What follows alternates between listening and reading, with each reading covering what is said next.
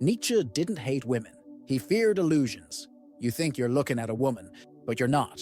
You're looking at a mirror, dressed in skin, not a person, a projection. Nietzsche didn't hate women. He feared what men turn them into: icons, idols, escapes. Women. They make the highs higher and the lows more frequent. That wasn't contempt. It was prophecy. He wasn't writing about real women. He was writing about the illusions men build to avoid themselves. How they turn softness into salvation, warmth into meaning, and fantasy into identity. You're not searching for her. You're searching for the feeling of being needed. You want her to see you because you can't bear to see yourself. Nietzsche saw relationships not as love stories, but as battlefields, where the war is not with her, but with your reflection in her. And Peterson sharpens the blade. Many men don't love women. They seek maternal approval in adult partners. This isn't about blaming women. This is about confronting the ghost behind your desire. The parts of you you've never met, showing up in her face. Maybe she doesn't exist. Maybe you've been chasing a symbol, a soothing shape to quiet the chaos inside. And the most dangerous part? You don't even know you're asleep inside the illusion, loving just to numb yourself. You're not falling in love. You're reenacting childhood. It doesn't feel like memory, but it is. Every time your heart races, every time you ache for her message, you're not falling in love. You're returning to something ancient inside you. The woman you obsess over often carries the emotional fingerprint of your past.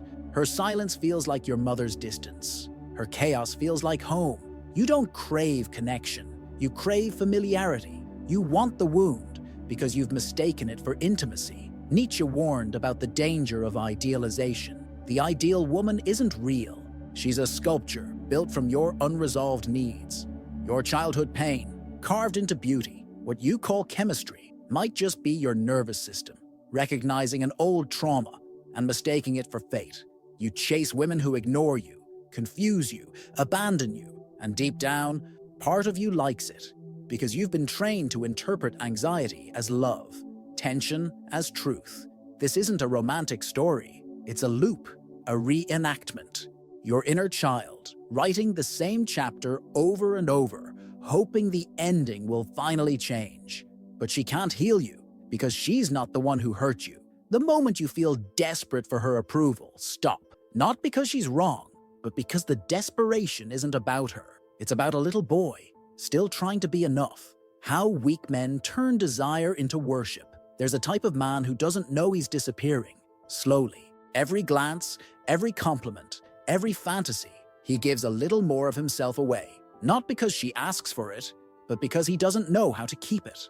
In a culture that mocks masculine strength, he turns to women not as equals, but as meaning. He doesn't relate. He reveres. He doesn't connect. He kneels.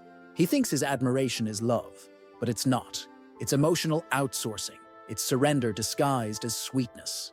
Nietzsche called it decay, the quiet collapse of male sovereignty. When a man trades his backbone for belonging, you can see it in the way he waits for her message like it's oxygen, in the way he rewrites his personality to fit her desires, in the way he celebrates his own silence, as if shrinking himself is a virtue. This isn't passion, it's erasure, a slow suicide of identity.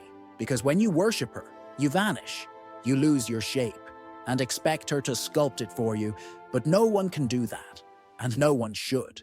Desire becomes poison when you don't know who you are. She becomes a mirror, and you a shadow, and eventually she stops respecting you. Not because she's cruel, but because even she can sense that you're not really there. Only a projection, only absence. Wrapped in need, romanticism is a modern drug.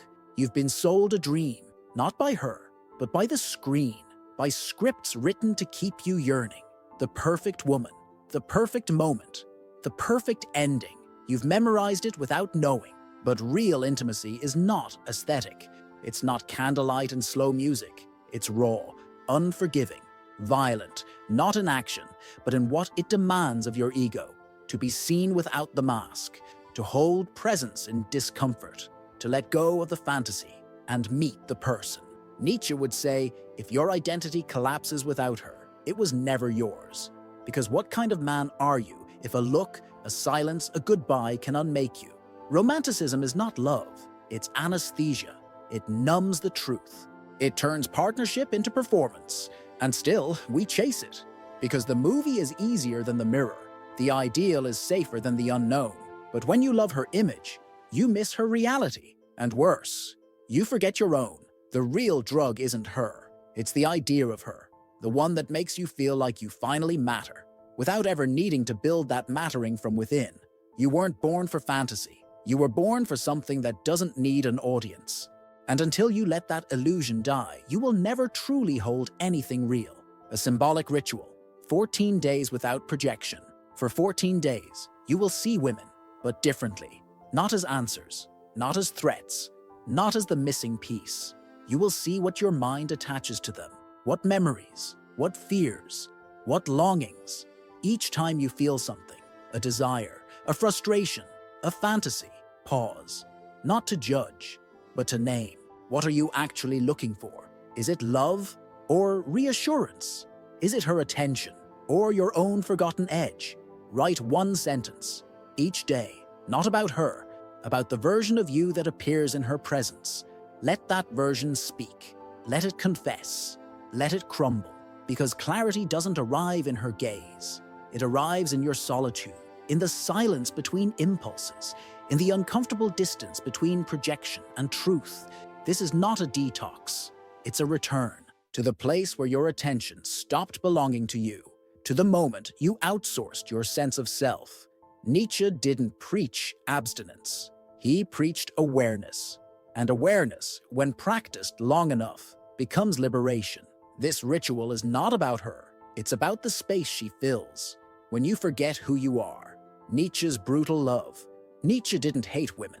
He hated illusion, especially the kind that makes a man forget who he is. He saw how easily love becomes theater. How often we confuse longing with truth. How we wrap projection in poetry and call it connection. Peterson once said, "Before you unite with another, become someone worth uniting with." That isn't advice.